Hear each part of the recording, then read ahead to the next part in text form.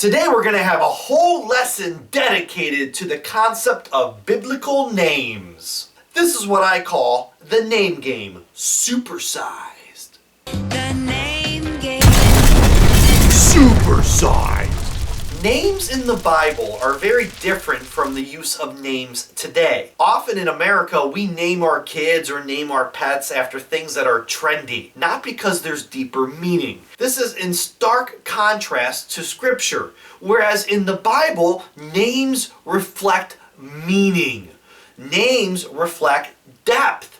Names point to your essence, your identity, who you truly are. Not just a way of just knowing someone, but truly knowing someone. When you're giving names in the Bible, you're saying something very genuine about that person. That's why to disclose your name, to make your name known, you are actually revealing something deep about yourself, something personal about yourself, which is why in Genesis, God never reveals his name. And it's not because God is being antisocial, it's just that maybe people were not able to comprehend who our God truly is. So when God identifies himself in Genesis, he tells Abraham, I will be your God. That God is referred to as the God of Abraham, the God of Isaac, the God of Jacob. That's actually what he's referred to as often even in the beginning of Exodus. Did you notice that nowhere in Genesis did it say that God is the only God?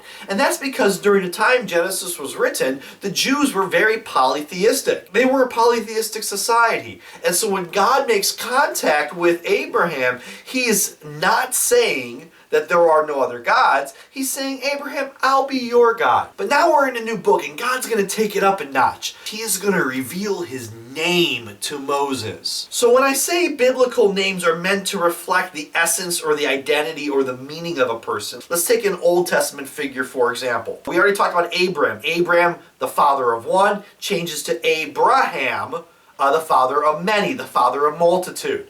Abraham gets that name change because his purpose changes. His true identity changes. He is no longer a father of one. He is the father of many. Moses is no different. Moses has an Egyptian name because it's the Egyptian Pharaoh's daughter who finds him. Moses is just a baby. And in order to escape the wrath of Pharaoh's order to kill the Jewish babies, the basket finds its way into Pharaoh's court area where his daughter, one of his daughters, finds the basket, takes Moses out of the basket and says, oh, this must be one of those little Hebrew babies that my dad is trying to kill. Oh, isn't he adorable? I want one. To compare this story to like a rich person finding a stray puppy would be an understatement. Because what happens then is that Miriam walks into the courtyard and tells Pharaoh's daughter, oh yeah, it is a Hebrew baby. Would you like me to fetch a Hebrew woman to nurse him? And just like a rich person who finds a stray, the Egyptian princess is like, of course, yeah, I don't want to nurse him. I mean, he's a Hebrew baby. That's a slave baby there. I'm not going to nurse it, but I certainly want him. He's adorable, and I'll name him. So she names him Moses. Moses is Egyptian. Literally means born out of or drawn out of. And in order to understand that name, you have to understand the context. He is born out of the river. He is drawn out of the river. Now this is actually quite significant because in Egyptian theology, the Nile River is considered a god. God. Moses is born from God. Moses is a son of God. Typology! Typology! Right, so we have two examples of typology thus far, because the escape to survive the infant massacre, Jesus does that in the Gospel of Matthew, right? Joseph in the New Testament takes the family, takes Jesus to Egypt to save his baby. Here's Moses floating down the river to Egypt in order to survive. By the way, Moses' sister, Miriam. That's the Hebrew word for Mary. Mary! The Pharaoh's daughter is saying that Moses' name is born out of the Nile, born out of God, son of God. And who's present? Who comes into the scene? Mary. You have Mary and the Son of God. Typology. A second Egyptian name worth noting is that Pharaoh who issues the order to kill the Jewish babies. That Pharaoh is Ramesses I, not to be confused with Ramesses II. Ramesses II is the let my people go Pharaoh, who you're going to meet very shortly. Ramesses I is his father. The name Ramesses, look at this name Ramesses. What do you see here? What do you see here? Well, right here you have Ra. What is Ra? The Egyptian sun god. And then you have Mrs. You have Mrs. here. Well, ignore the vowels. Okay, look at Moses' name. Ignore the vowels. What do you have? You have the name Moses, which we've already said was drawn out of or born out of. So Ramesses literally means born out of Ra, or son of God. Two sons of gods. It's Egyptian polytheism. Wow, that's really interesting. What does this have to do with God revealing his name? To make a long story short, Miriam fetches Moses' mother. And Moses' mother is the person who nurses and raises Moses. Moses has full knowledge that he is a Hebrew baby that survived this massacre. So well aware, fully aware that he's Hebrew. Fast forward, now he's an adult.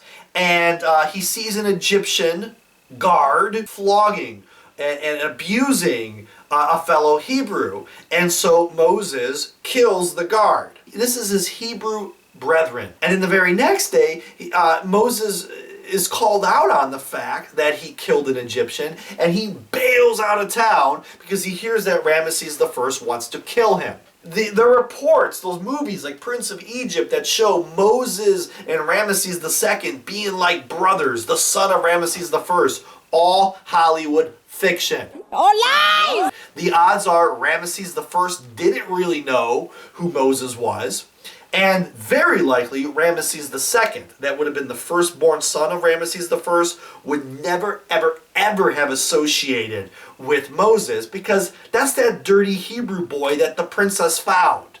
Ramesses II is the next pharaoh. And Ramesses I is not going to let his heir to the throne play with the Hebrew slave boy. So Moses flees to Jethro's house. And Jethro goes by Ruel as well, depending on which author wrote the passage that you're reading. And he meets his wife Zipporah. And then one day is out in the fields and discovers a burning bush. And the bush is like, "This bush is on fire." The bush says, "Take off your sandals, for you're on holy ground." Tells Moses to go back to Egypt and tell Pharaoh to let his people go. Moses asks this bush, "Well, when I go, who should I say sent me?"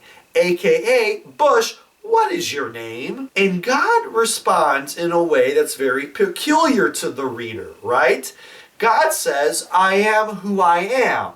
I want you to go back, tell the Israelites, and tell Pharaoh that I am sent you." This is a pet peeve of mine because I've learned this story every year in Catholic grade school and in Catholic high school, and the teacher never made any sense to me what exactly that's supposed to mean.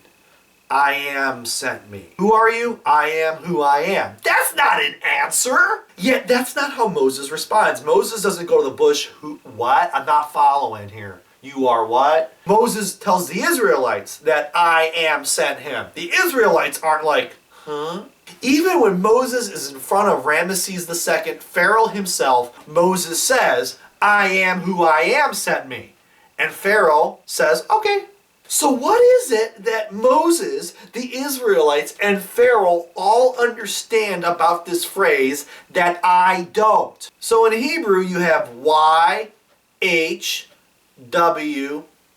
Vowels don't matter in the original Hebrew scriptures. But if you wanted to add some vowels, you have the name Yahweh. Yahweh is considered to be the most sacred word in Judaism. Jews would not utter the name Yahweh out loud. Us Catholics, we have no problem doing that. Yahweh comes from the word to be, and it can be translated as I am who am, I am who I am. That doesn't seem to help, right? That's what we have there in scriptures. I am who I am, I am who I am.